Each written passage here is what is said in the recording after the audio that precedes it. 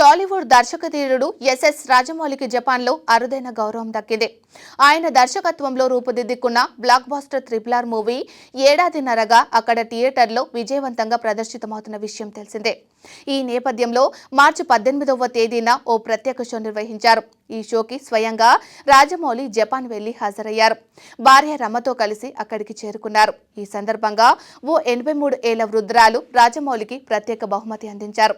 తాము ప్రేమించే వారికి ఆరోగ్యం, అదృష్టం కలిసి రావాలని కోరుకుంటూ జపనీయులు ఒరిగామా క్రేన్స్ ను బహుమతిగా ఇస్తూ ఉంటారు.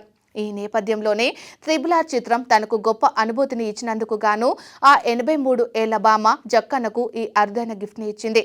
ఈ విషయాన్ని రాజమౌళి ప్రముఖ సామాజిక మాధ్యమం ఎక్స్ వేదికగా వెల్లడించారు. జపాన్ ప్రజలు ఒరిగామా క్రేన్స్ ని అంటే కాగితంతో కొంగ బొమ్మలు తయారు చేసి తమకు ప్రియమైన వారికి కానుకగా ఇస్తారు. ఆ బొమ్మలు వారికి అదృష్టం, ఆరోగ్యం తెచ్చిపెడతాయని నమ్ముతారు. జపాన్కి చెందిన ఈ 83 ఏళ్ల వృద్ధురాలు కూడా మమ్మల్ని ఆశీర్వదించేందుకు 1000 కొంగ బొమ్మలు తయారు చేసుకువచ్చింది. RRR చిత్రం ఆమెను ఎంతో సంతోషానికి గురి చేసిందట. ఆమె ఇప్పుడే మాకు ఒరిగామా బహుమతిని పంపింది. మా కోసం తను చలిలో బయటే వేచి చూస్తూ నిల్చుంది. కొంతమంది మన పట్ల చూపే ప్రేమ, ఆప్యాయతలకు మనం కృతజ్ఞతలు చెప్పడం తప్ప తిరిగి ఏమివ్వగలం అంటూ రాజమౌళి ట్వీట్లో రాసుకొచ్చారు.